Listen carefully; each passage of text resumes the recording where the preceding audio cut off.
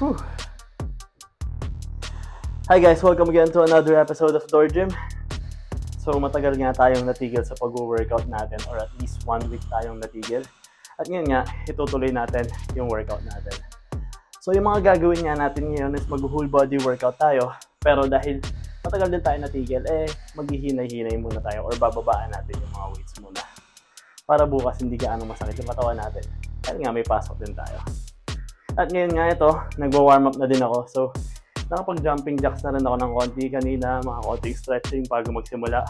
And yun, ginagamit ko naman tong stepper natin para pump up na kagad tayo pag magsisimula tayo at makaiwas tayo sa injury, lalo na matagal tayo natigil.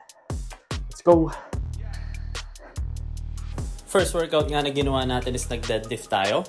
At ginawa natin yan for 10 reps and 3 sets. At dahil nga whole body tayo ngayon, most ng mga gagawin nating mga workouts is mga compound movements para mas marami na kagad tayong muscle na ma-target.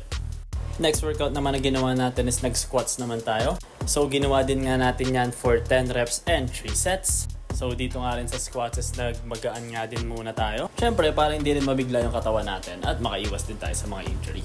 Next workout naman na ginawa natin is nag-incline dumbbell bench press naman tayo.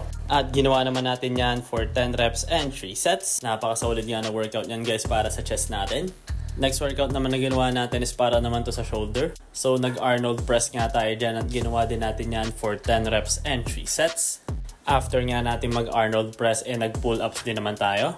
At ginawa naman natin yan for 12 reps and 3 sets. Syempre hindi pwedeng mawala yung back workout natin or yung pulling movement din natin. And for our last workout, syempre dahil full body workout nga tayo nag-plank nga din tayo dyan.